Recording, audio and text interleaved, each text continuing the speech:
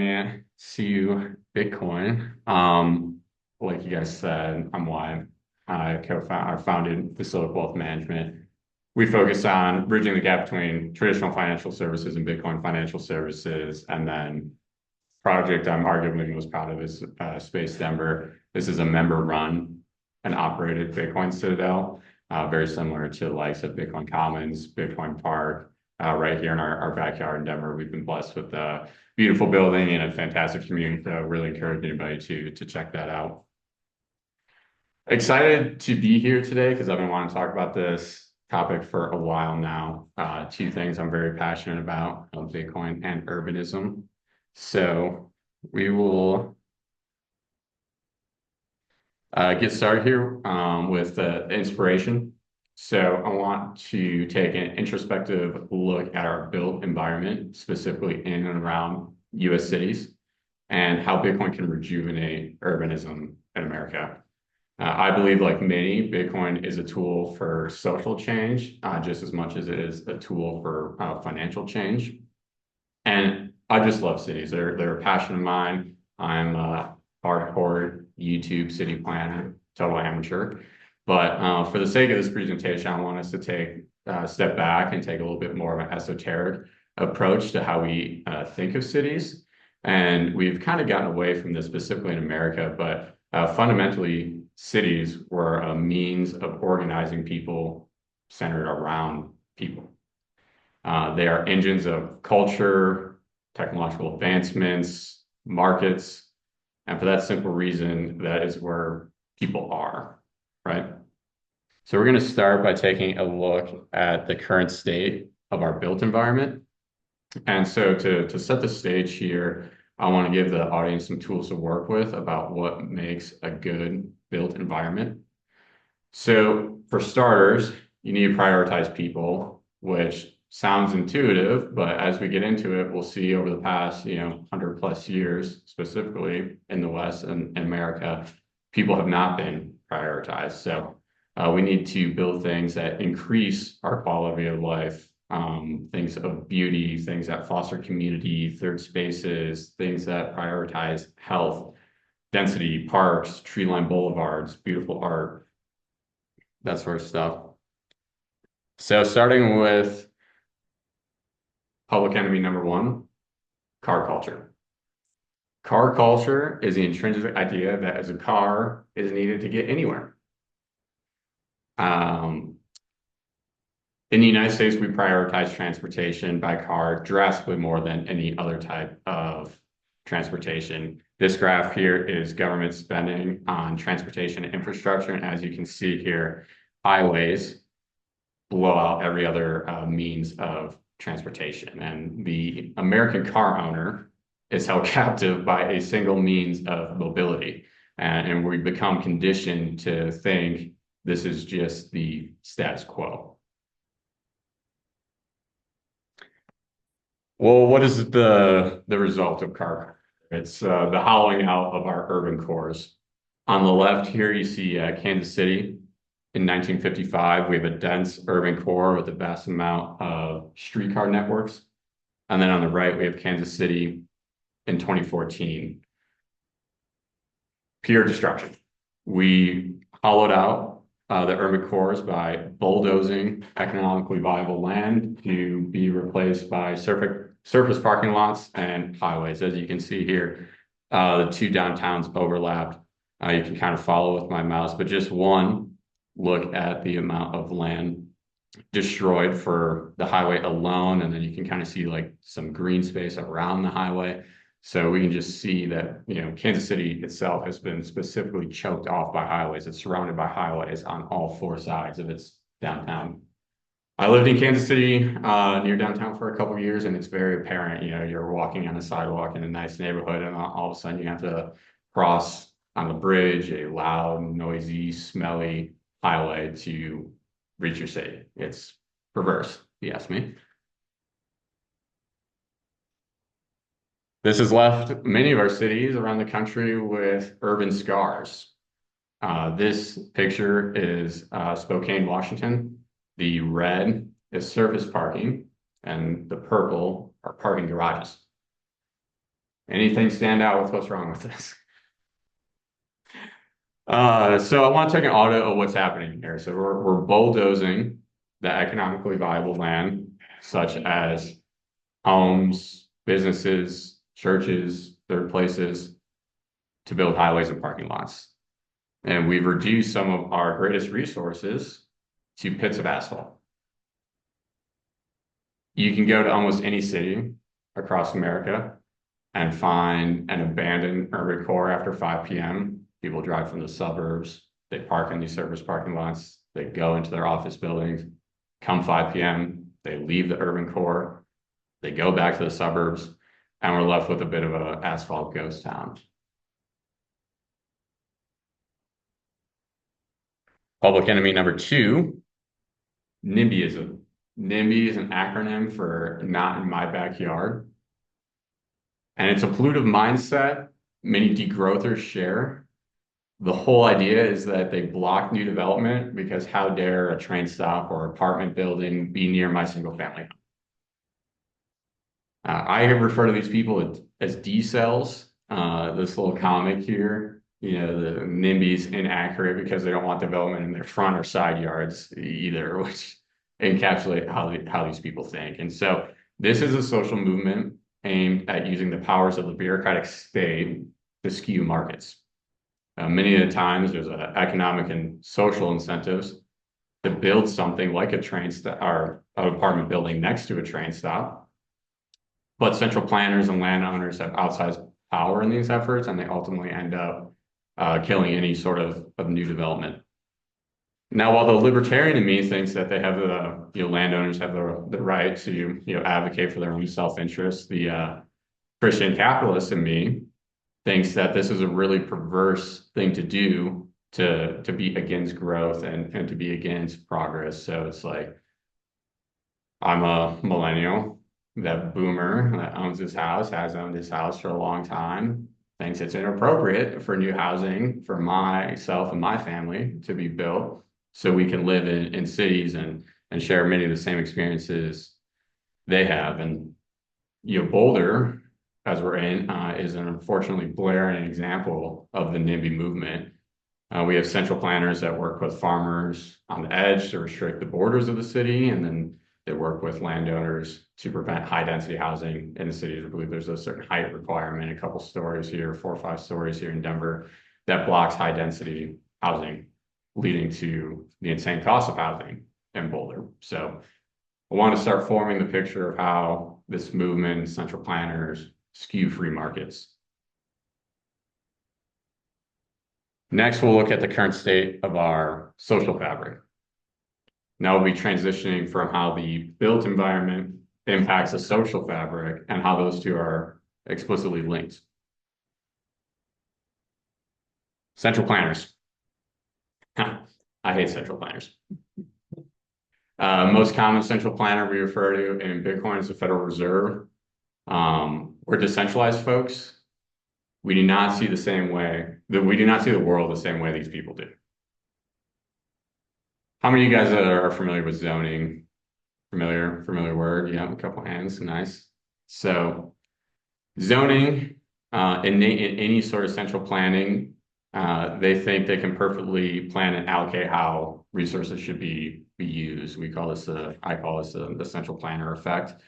In reality, that's obviously never the case. Resources are best allocated by the participants in said market area, the people who directly earn and allocate capital themselves, not the hierarchy of central planners.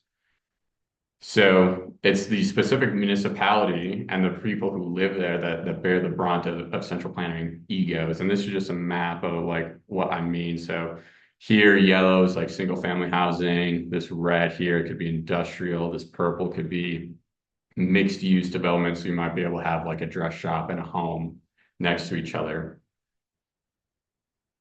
So the unfortunate thing about this, it's like in a vacuum, it might seem to make sense that, you can only build things in certain places. But what's happened is we've created all these rules when it comes to housing development specifically, and we've ended up tearing apart our social fabric. And I'll give a quick example. Before a lot of these rules and regulations, you can kind of think of New York, a very densely populated area with a lot of different housing types. So you kind of, unfortunately, in America, it's well known that we're missing the middle housing. So we have high density, high rise apartments. We have a ton of single family homes, but we're missing the townhomes, row homes, duplexes. And so in a well-built community, you could have a shop owner live next to an engineer, live next to a doctor, because we have multiple types of housing in the same area. And this creates a cohesive community because everybody on the economic ladder lives and works and plays in the same community. They're raising the kids in the same schools, they're going to the same churches, because everybody's allowed to find a home or place to live, place to work within their same local community. Now, a local example of what I mean by this is RTD. You guys familiar with RTD, Regional Transit Denver? It's one of the better rail systems in the Western United States, unfortunately.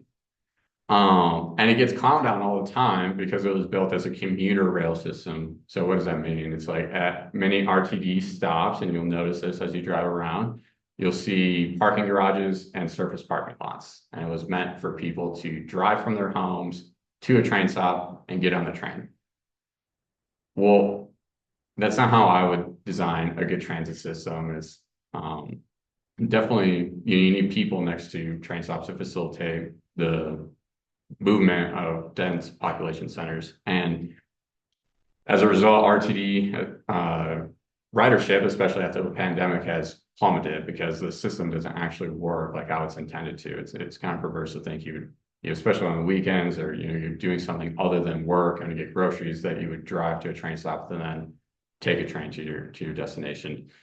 And so we have low ridership, ghost town stops because they're surrounded by parking lots. There's nothing around these train stops to facilitate people and what people do. It's just asphalt.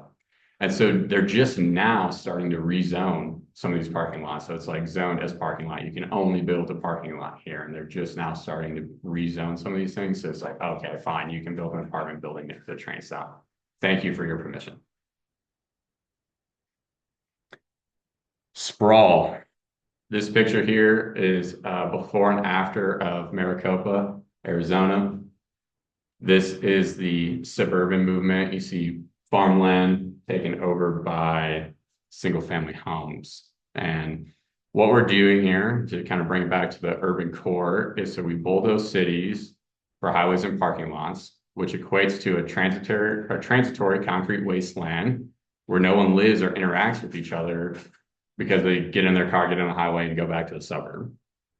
And so we have central planners in the 20th century who made the following conscious decisions. They designated cars as nearly the only source of transportation. They drastically over-prioritized single-family homes as a prominent home type. They opted to destroy economically productive land and build a sprawling network of subdivisions and highways. And they manipulated local markets and skewed incentives in favor of sprawl. So all these decisions were made for us by bureaucrats we did not elect. I actually don't want to live this way. This decision was made for me.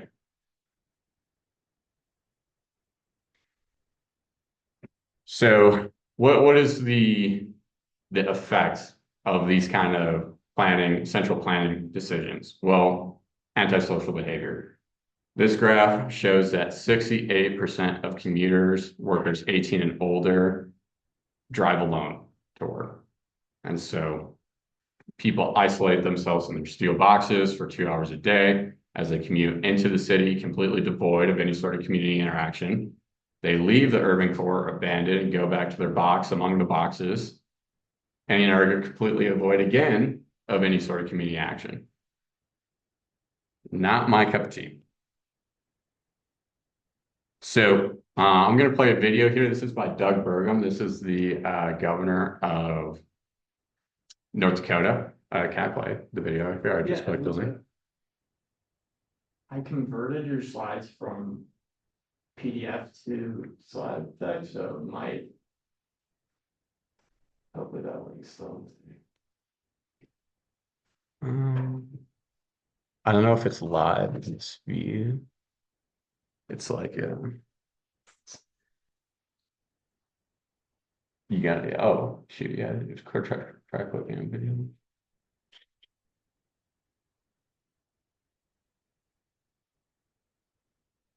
Uh, you want It's not a huge deal. yeah, we might have to, I can show it after. Yeah, that's fine. That's fine. Moral Story does a great job in explaining that cities are measured in linear feet. So the more concrete, more sewer system, the more whatever you lay, your costs go up. And so we've incentivized a system of transportation and living that is centered around sprawling car infrastructure, which is very expensive to maintain and in many occasions in a state of disrepair. It is extremely expensive if you think of any sort of metro area. DFW, Dallas-Fort Worth Metroplex comes to mind. So it's like you have one city, Dallas, that has expanded so much into its neighboring city, Fort Worth, that they just call a Metroplex instead. And so it's like, if you think of like this ever expanding concrete blob supporting and maintaining all that infrastructure to the very edges of these networks is extremely expensive. And this wasn't done to prioritize people. This was done to prioritize cars and single family homes. And so we've totally missed the plot here because cities, from literally the dawn and invention of cities, were meant to prioritize people and the commerce and interactions that happen within the cities. Now, the real kicker here is if your currency doesn't hold any value and is constantly being debased, whatever potential you have for maintenance to begin with becomes that much more expensive. So now I'm going to transition here into how Bitcoin affects the built environment. So for starters, as we all know, it's a better store of value. Bitcoin inherently is a savings technology. Its limited supply and digital nature make it a very unique asset and network. It's more scarce, it's more liquid, it's more transferable, it's cheaper to maintain, easier to buy, and easier to protect than a house.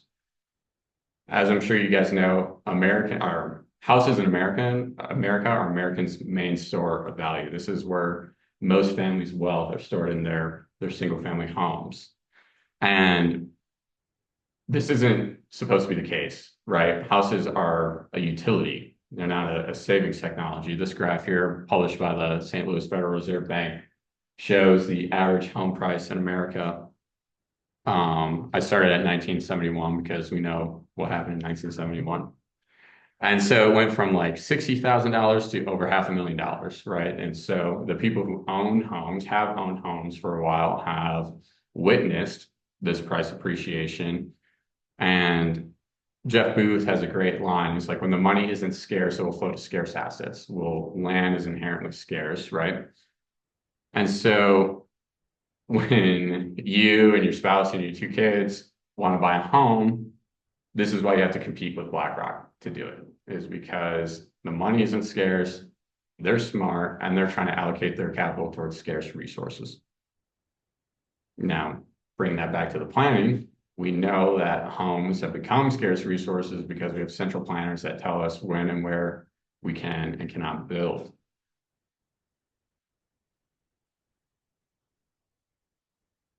So there are real costs obviously associated with this. The sprawl is choking most of American cities. It's very expensive. It's super inefficient to the point where there's only one way to pay for it, and that's just to print money. It's kind of nice to think that our tax dollars are going towards these things, but in reality, we know that's not the case. Government's printing $1 trillion every 100 days.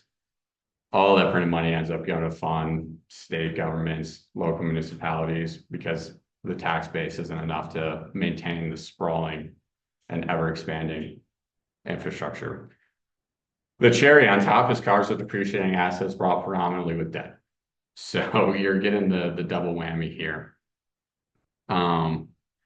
Just to emphasize the fact that your tax dollars aren't going towards helping this, as we all know, current event, Hurricane Helene, FEMA's claiming they ran out of money. So it's like FEMA's running out of money.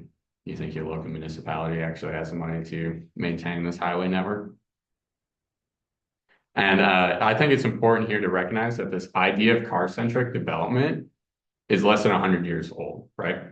Humans are social beings, we're social creatures, and we used to build our environment to be social and facilitate that. If you go to if you look at the great cities of Europe, a lot of time there's these large town squares, there's these natural gathering places because people had to walk places, biking infrastructure, other infrastructure that's not car-based that requires huge swaths of land to be bulldozed for cars. Of course, I don't think maintaining this inefficient, depreciating assets like highways is possible on a Bitcoin standard because the costs become much more transparent, right? We can't just print over our weaknesses. We have to build and justify projects with a positive ROI because we have a fixed supply of a monetary asset. Next up, we move into how Bitcoin affects our social fabric. So first and foremost, we need to remove the state. Bitcoin is a decentralized open source software protocol designed to remove the middleman. I don't think it's a stretch to theorize that if we can essentially verify trust, you can create a society that is more willing to trust and interact with each other. Really kind of back to basics here. We don't need the state to interject itself as an unwanted middleman. And I'm of the belief that a lot of our antisocial tendencies have as much to do with the government intervening as it does with our built environment. And it's like us as humans are more than capable of dealing with conflict, negotiating buildings, and interacting with each other in a peer-to-peer fashion. We don't need an outside third party telling us what to do at all times. When it really comes down to affect literally like the basis of your daily life, like how many of you guys have to like wait at the crosswalk? I don't know, whatever, was it Broadway out here? It's like a huge pain because it's like backed up with cars because everybody needs to drive into Boulder because there's supposed to be a light rail that all of Boulder NIMBYs like declined because of like, oh, people in our precious little city, how dare they? So more stories, humans are social beings and we need to be building and encouraging a built environment that gets us back to our social roots.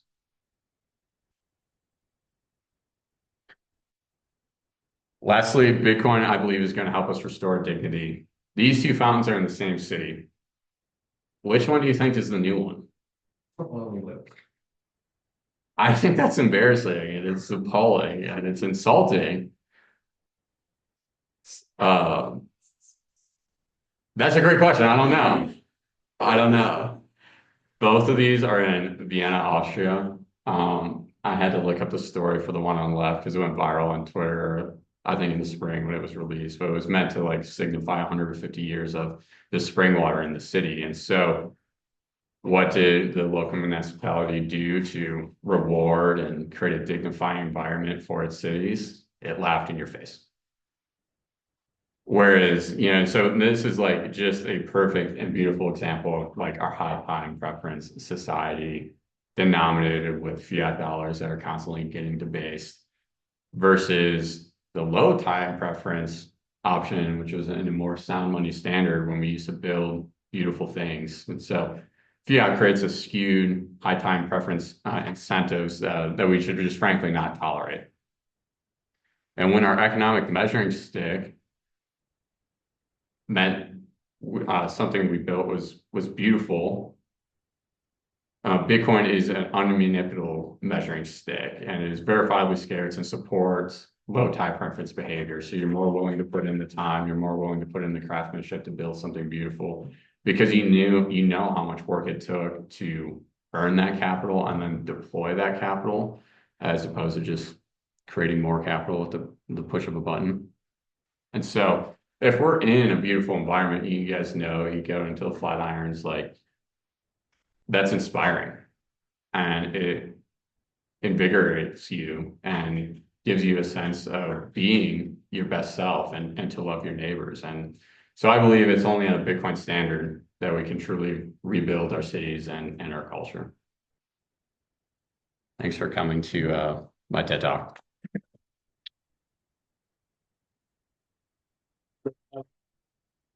Yeah, it's like the Sagrada Familia. Like they, Yeah, I was thinking of Barcelona the whole time. If you see like an aerial view of it, the way the streets work and also how easy it is for people to, as you said, cross the street, the senses of each street just being one direction goes in line with how people can walk and easily access the city. So Absolutely. I think, and you see the heart of the city and how it expands from there, and everything just brings it back together. Basically.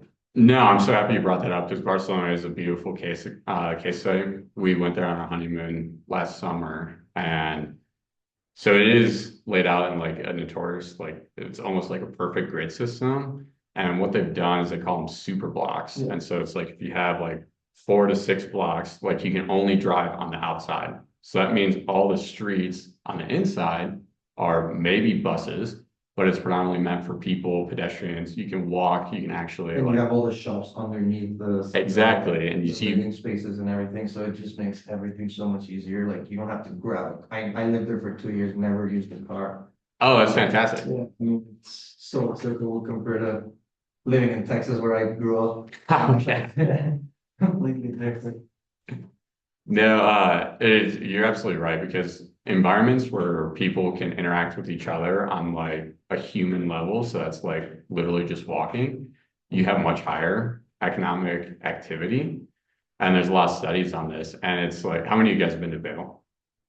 So like Vail Village is kind of like a very artificial example of this, where it's like you have wealthy people who wanted to design like this perfect little city. And so it's like there's no cars obviously allowed in Vail Village. So it's like, well, why are wealthy people attracted to that? It's because they can't get it anywhere else, right? And so you kind of have in America, it's like, unfortunately, that's as close as we come to some of the anti-car culture of Europe, and like this human built environment is like this these vanity projects, you know. So it's like that's what we truly want, you know. If we had like the resources like a wealthy municipality like Vail to build those, I think that goes to show a lot of how really perverse it is to prioritize car culture highways and single family homes. Yeah, I think all like what you talked about, like the urbanism, you see it a lot more in Europe, how better established they have it. I thought about Switzerland too in a way, like the train system, how it works. You have the big train stations, then you have the little mini train stations that run through the city. Yet you have a network of other type of transportation, which is not cars, like buses or something that take you from that train station and expands that network better into the city. Yeah, you're exactly right. You're exactly right. And And the so, way you built that up into Bitcoin, that was amazing. I love it. thank you, thank you. Yeah, and that's a great example of multimodal transportation, and it's like that kind of exists in the United States. You have a bike lane here, you have a train there, but if you just prioritize cars all the time, it's very hard to create a multimodal transportation system that doesn't feel dangerous. I don't know if you guys ever bike and you're like, wow, am I going to get run over by a car right now? all the time. Yeah, exactly. All the time. Do you think that stems from oil essentially backing the dollar? That car culture? That's an interesting question. I am pro petrocarbons. I think oil has done fantastic things for human civilization, just given its density and unique energy proposition. I don't think it has much to do with oil as it does car company lobbyists. I think this really kind of happened specifically in America because I'm trying to be charitable here. A lot of our cities, you know, came up with the rise of the car. So it's like many of those cities in Europe, you know, we've talked about they were well established population centers before cars. And so it's like if America is like this growing technological industrial powerhouse, I think, again, being charitable, if I'm trying to put myself in the shoes of central planner nearly 100 years ago, you would try to anticipate like what's the next technological move and then, plan for cars. Unfortunately, I think that charitable case only, there's a finite, time to that where it's like you can start to see like the scars of that, manifest themselves. And so the fact that, LA was like this really started to boom in like the 50s and 60s, right? And it's this pinnacle of like American society and culture in a lot of ways. So it's like outside of LA, 10 million people live in LA County. It's called the Inland Urban Empire. And it's low density housing connected by a series of highways and strip malls. It's like it just goes and goes and goes like forever. So it's like we could have learned our lesson from Los Angeles, but now that Phoenix is experiencing a bunch of growth, what are they doing? The same thing that happened in LA, it's just constant sprawl, and like that Maricopa County example is case in point. I'll have to sit on that a little bit. I haven't quite sussed out the correlation, but I like where you're at. It does seem to go kind of hand in hand with what you're talking about. Yeah, yeah. Is there a question over here? I was just gonna ask, like, for all of these places that have experienced like the negative effects of urbanization, like LA, for example, Phoenix, what do you think would be the next like steps to kind of mitigate that and like all of the negative effects, like obviously you brought up like all these problems and I totally agree. I think they're massive problems. I never even thought about half the things you like brought up. But how do we fix that? I guess is the Matthew's question. Do you have any ideas? Or like if you were given all the power like tomorrow, like what would your first steps be? Totally, totally. I think in America, any sort of conversation about alternate forms of transportation largely centers on high-speed rail. I actually take like the opposite side of things. I think America is like too large of a country. I think, from Fort Collins or Cheyenne area down to like Albuquerque is like roughly like the length of Italy. And that's like such a small part of the United States, right? So it's like, I don't think we should prioritize building alternate forms of infrastructure to transportation infrastructure to connect our cities. I'd much rather those dollars be built or spent to build alternative forms of infrastructure in our cities, right? And using the RTD example, it's like converting the parking lots next to a train station to apartment buildings and shops, right? It's like, where can we move people within an urban center? And how do we move them where it's efficient for them? Who's like, and unfortunately, I would also try to privatize transportation. RTD is subsidized by the government. They make some revenue, but because they know they have that ultimately printed money coming into their coffers, they're not incentivized to run it properly. And so a lot of times you have trains every 30 to 45 minutes, operators that don't show up. You don't have the investment into maintenance and a quality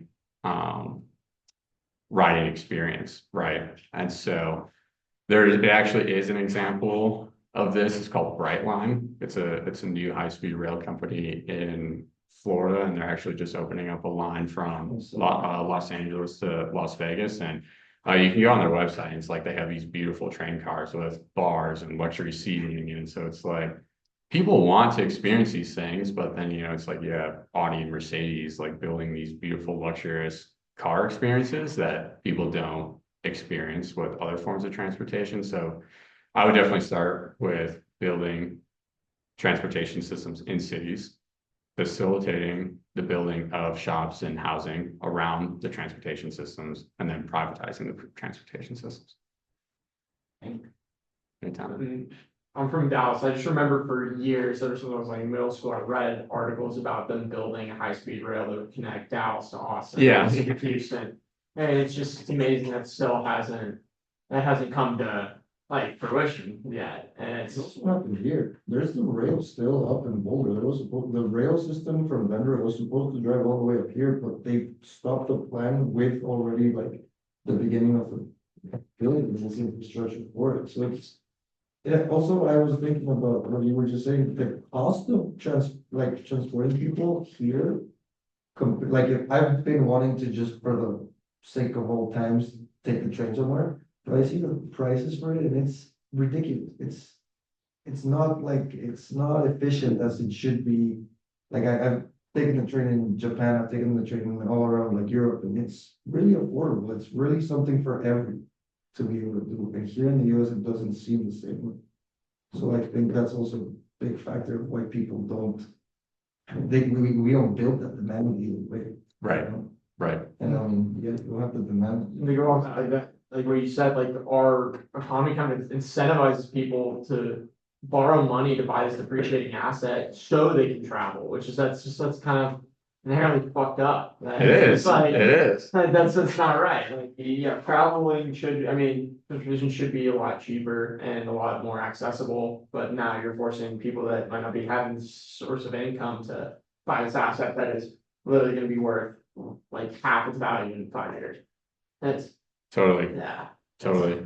And yeah, there's a couple cities predominantly out of UC of New York, being the crown jewel of public infrastructure in the United States, just because that was a large population center before, the rise of car technology, similar to European cities, Chicago kind of being another example. And so I forget the actual numbers, but like a subway system is like by far and away the most efficient way to move a lot of people.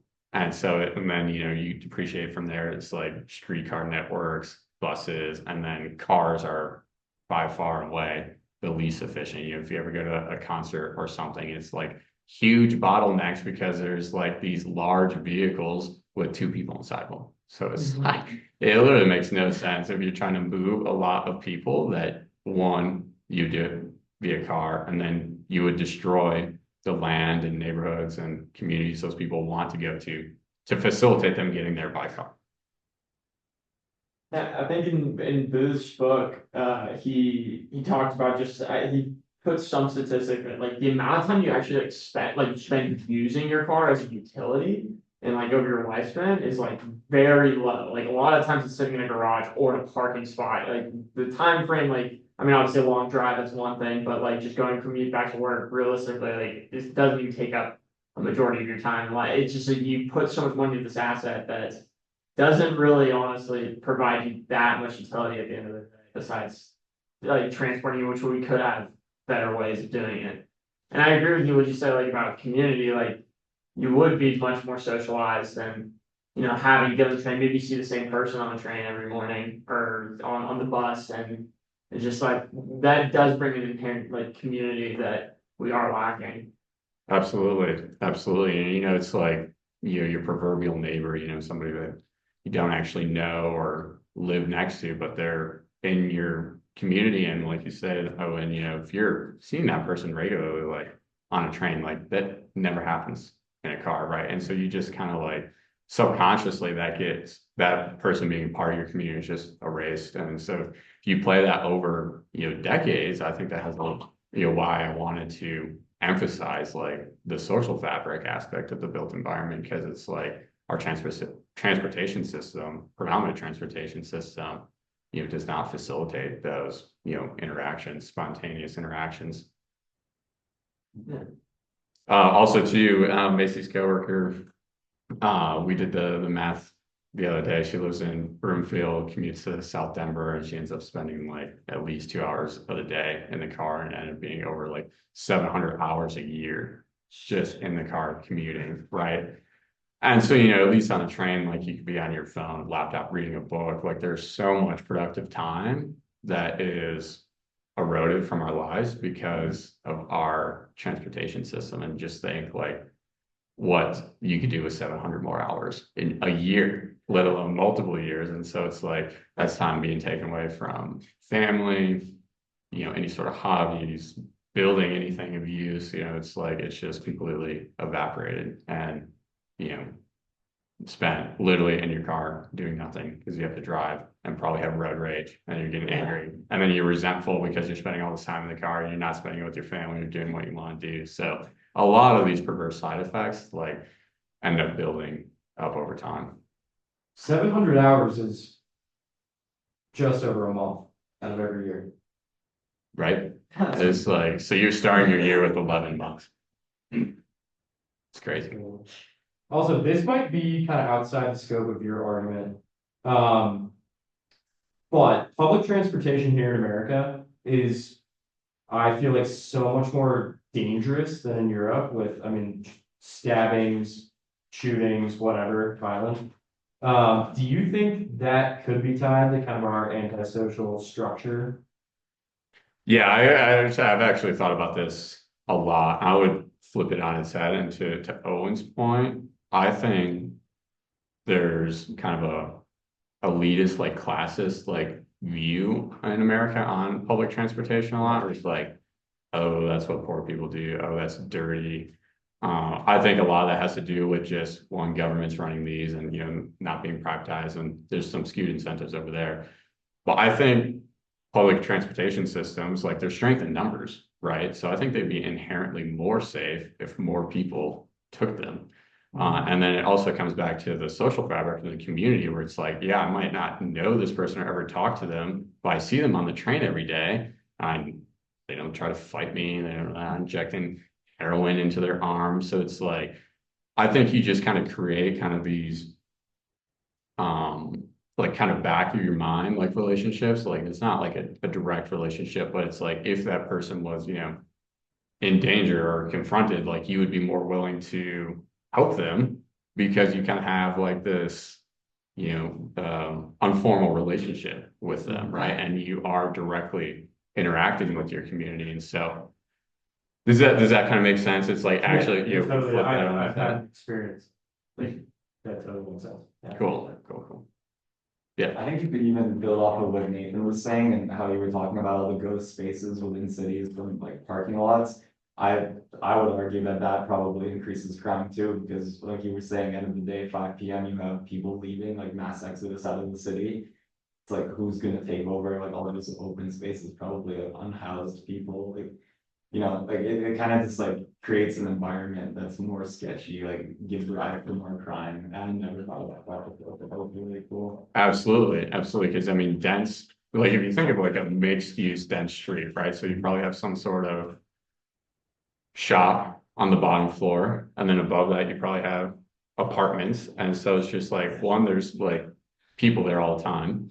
Two, there's people living and working there and building businesses and raising kids and contributing capital, raising capital. Like they have a vested interest in that area, right? And so it's like you could drive by the parking lot. I don't give a shit about the parking lot across the street, but if I lived above the shopkeep who, might be multi-generational or investing back in my community, what's there to not care about there? So it's like we're not even giving people the ability to care about their communities because we've reduced them to small. It just seems like such a hard thing to unwind. It's just like we've structured, and I think I do agree. I think it's just the way like Europe works because Europe's way older, and that's how those cities have been built for years. And just like the US on that time scale is a lot younger. Mhm. And it's just like we did kind of, I mean, we did pretty much adapt and like really expand with the rise of like cars and Henry Ford being Model T. And it's just like, it just seems like it's a hard, like, I wish we could go back, but it just seems like a very hard thing to unwind. No, totally. And, I do think it's a large problem. And sometimes with large problems, like, well, where can we even, start? And that's why, I think Bitcoiners are a little guilty. And, I'll raise my hand here too of like putting a lot on a lot of weight on the shoulders of Bitcoin. I think it's possible that Bitcoin is going to rejuvenate our cities and our social fabric and our built environment because, um, when the chickens come to roost and, this fiat game is exposed, like, I think we all kind of inherently know it's like, these suburbs, you can even kind of see them, especially in older cities, like some of the first suburbs, like a lot of these infrastructure, a lot of this infrastructure has like eroded, right? And so it's like printing obviously has like diminishing returns. So it's like, I don't think, obviously I'm a techno optimist, right? I'm a patriot as well. Like I want to see the rejuvenation of our cities. I think on a Bitcoin standard, that will inherently happen first in cities for some of like the peer-to-peer aspects. You know, I mentioned people wanting to interact with each other. We are social creatures.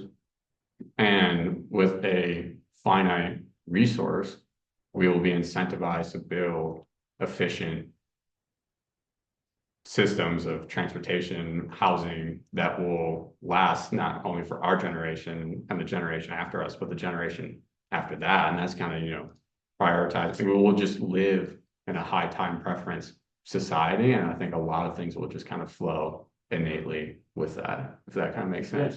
Totally, totally. You know, brick is kind of like a great example. Like a brick home can last like a long time. It's like, well, building a brick home right now is very expensive. So what do people do instead? They have like a brick facade that's like some sort of plastic and foam to give the appearance of brick. It's like, that is straight fiat. That is straight fiat behavior. You're like, if you were going to spend the capital to build a brick home in the future, like, you know, that's not only for your family, but potentially your family after that. And so it's like, you're just going to invest the capital, you know, because you gotta, if you're trading your sats for something, it better be worth it, right? Right. So you're just going to build something that will last for a long time. Yeah, I guess I don't know if I'm kind of changing gears here, but just like thinking about like Barcelona, I've spent some time there. It's Sagrada Familia was just an amazing thing to see, and it's just crazy to think that there's people that worked on that without college degrees or anything. You know, just hand labor, working on something that they didn't even might have been able to actually see the thing, final product. But like I feel like nowadays you have these like just skyscrapers that are just bricks and just straight blocks going up in the air. And there's no just like beauty, yeah, inherent beauty to it. And that's kind of like the last fountain you show. Like, I mean, I think down a weak monetary standard, you're just incentivized to just expand, grow, rather than actually putting in the effort and like really building something that's gonna stand the test of time and it's gonna just like actually be beautiful. Like, No, you're absolutely right. An example I'll give here in America, I do believe Sagrada Familia is the most beautiful building I've ever been in. You know, it's just awesome seeing like literally hundreds of years of work going into something and so meticulously go into something. I'll flip this or try to explain this via finance. And so if you just think like, this is a little tongue in cheek because I'm ultimately more pro housing than anything, but you guys have all seen in any metro, Denver specifically, you know, these 5x1 apartment complex, 1 block by 5 stories high. They get a lot of crap for just like, oh, what happened to like the character of our city? It's like these apartment buildings, and it's like, side note, I think that's an awful argument. Don't let anybody tell you that. One, because people have like the right to live there. Just because you were here first doesn't mean I don't have the right to raise my family here. Two, people make culture, you know. So I do think the built environment obviously has a lot to do with it, but the more people we can get next to other people, I think, you know, good things come from that. Now to the capital aspect of that, those are generally built by some sort of institutional player, right? And so when you play these fiat games, you have some sort of private equity firm, real estate investment firm that raises capital from investors. And because that capital is being depreciated by endless money printing, they need to deploy that capital as quickly and cheap, like cost effective as possible. So we end up throwing these shoddy buildings together to deploy that capital, get people in to return capital as fast as they can so they can raise like the next fund and do the, you know, same thing over and over again. You know, at OnRamp, they're raising a venture capital fund on a Bitcoin standard, and the way they're thinking about deploying capital is totally different because they know the capital they've collected from their investors was one, hard earned, and two, is not depreciating, you know, as fast as we're having this conversation. So they can take the time and do the analysis to allocate that capital into projects that are actually going to have positive ROI, return on investment, for a much longer time period. And so it's like a lot of those projects, you know, if you think of some, you know, great projects of the past, you know, while, you know, like the Hoover Dam comes to mind, they were able to build that in an exceptionally quick amount of time because there was like this patriotic, you know, sense of like we built things in this country that I think is gone away. That's a separate time point. Moral of the story is they were willing to build something hard, something groundbreaking, something, is a world-class feat because they knew that was going to pay off for a long time. So I think if we kind of split the capital flows and the capital structure, we'll return to a more right way of living, if you will. Totally agree.